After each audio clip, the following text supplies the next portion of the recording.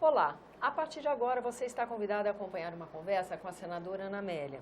O nosso tema é uma análise sobre esse momento político que vivemos, objeto de reflexão constante aqui no plenário do Senado Federal.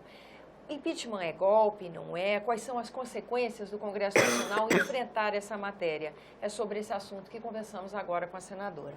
Senadora, muito grata pela sua presença aqui no nosso programa. A gente vê há alguns dias já esse debate entre os parlamentares. O que está representando esse impeachment? Ele é golpe, ele não é? Ele está previsto na Constituição, mas no caso específico, ele está correto ou não está? Assunto que divide opiniões.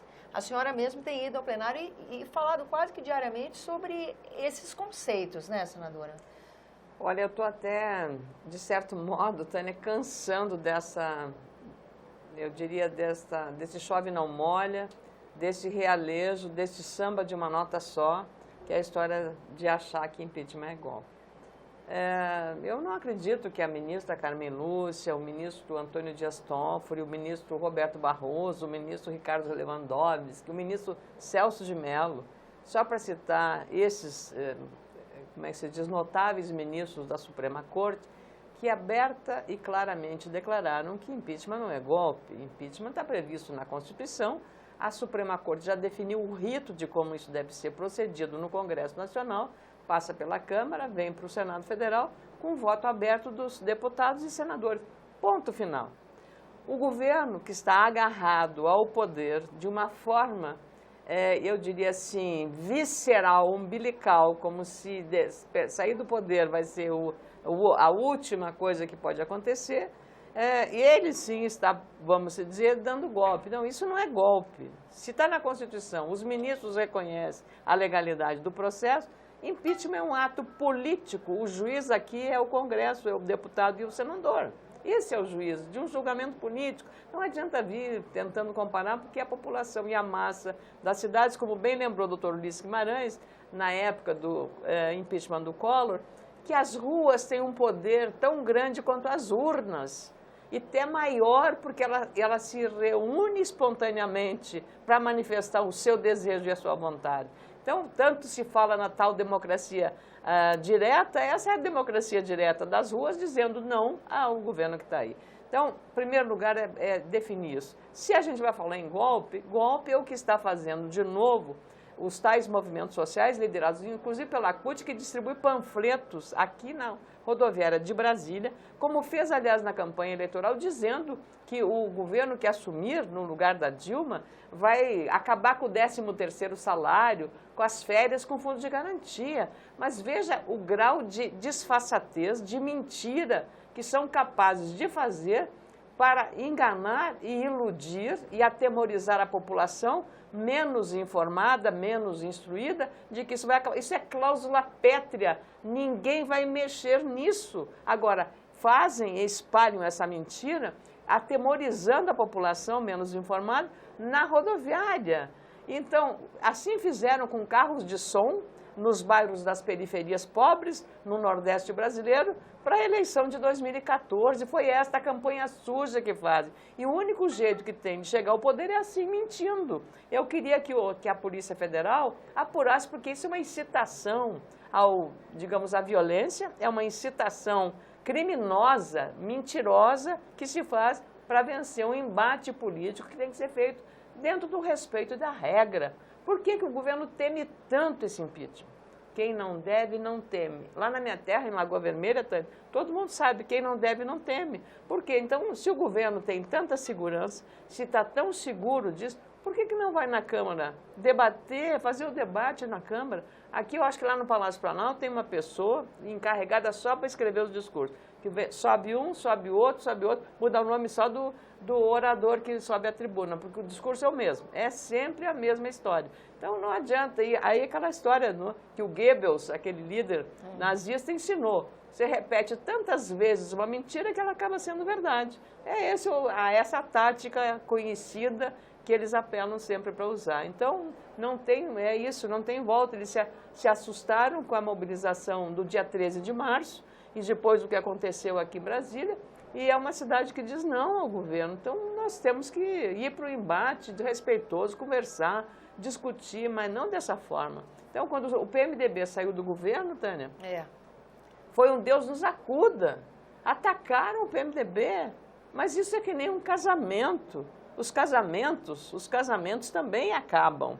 Quando há divergência, quando há, digamos, o desencontro, o desamor, né? A falta de não deu mais, entende? A relação não valia mais continuar. Então, para preservar, cada um para o seu canto. Acontece no casamento, a política não é diferente. Com certeza, são associações. Mas, senadora, também se reflete no plenário o que será o dia seguinte, porque o Congresso já está enfrentando o tema do impeachment, né?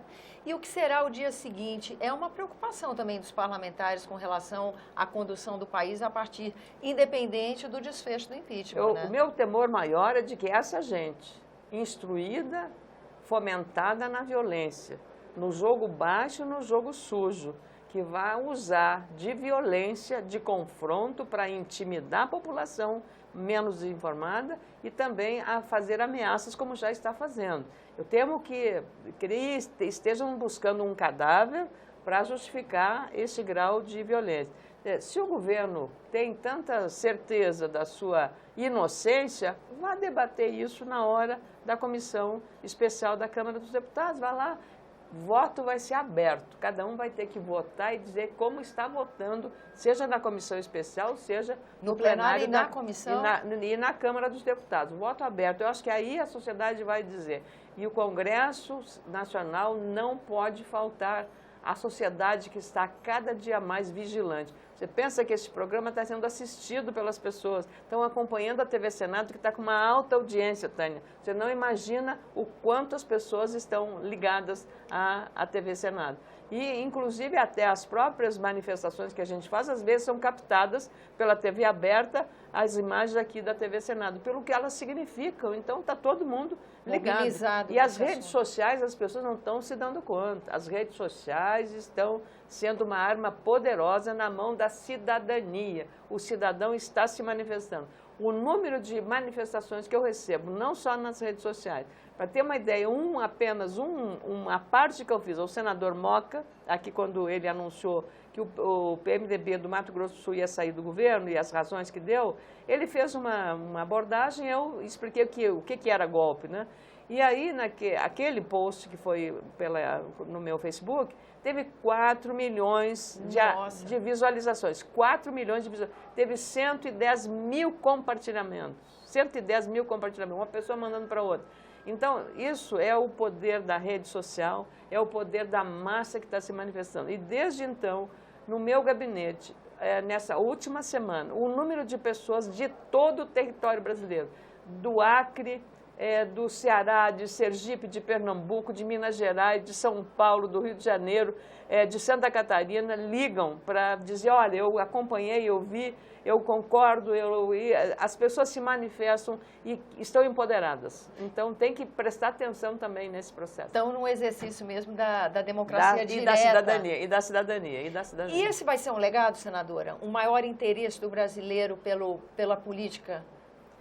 Esse é um legado positivo, quanto vai ser o legado que eu espero que a Operação Mãos Limpas no Brasil, chamada Lava Jato, represente e que esta lei das 10 medidas de combate à corrupção prospere e vingue aqui no Congresso Nacional, que a gente não tenha medo desse enfrentamento, porque eu imaginava que depois do impeachment do Collor, que o Brasil seria um país diferente, mas aí veio o mensalão, o petrolão, e agora nós estamos de novo envolvidos numa crise aguda, que a maior vítima desta crise, provocada pela incapacidade do governo na gestão econômica, é a classe assalariada do Brasil, que está perdendo o emprego, que está com inflação alta e que está vivendo dias de muito temor.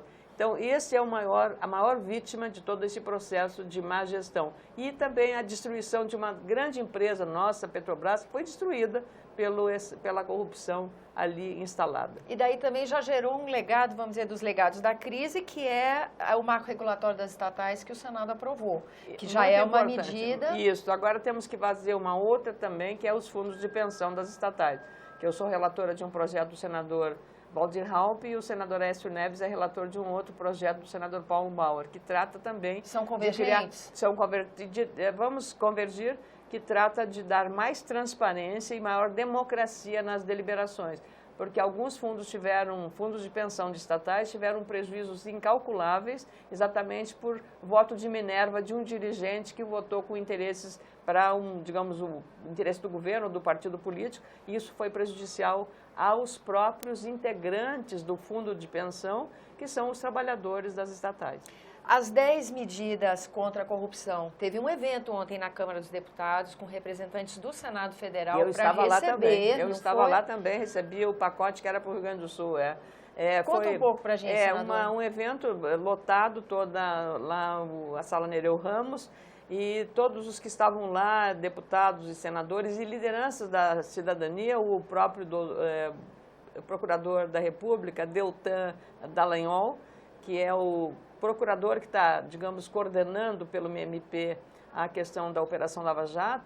Aliás, ele foi festejadíssimo na cerimônia de posse da primeira mulher, Norma dos Reis Cardoso Cavalcante, que é uma baiana muito corajosa, fez um belíssimo discurso em defesa da instituição do Ministério Público, dos estados e da Procuradoria-Geral da República, e a figura mais notável lá, mais festejada, foi exatamente o doutor Deltan Dallagnol, pelo trabalho que ele vem fazendo na Lava Jato. E todos os discursos dos líderes que falaram naquela cerimônia foram todos de exaltação ao, digamos, sistema, a forma republicana como o Ministério Público vem agindo, não só na Procuradoria-Geral da República, mas também em geração aos Ministérios Públicos dos Estados em todo o país.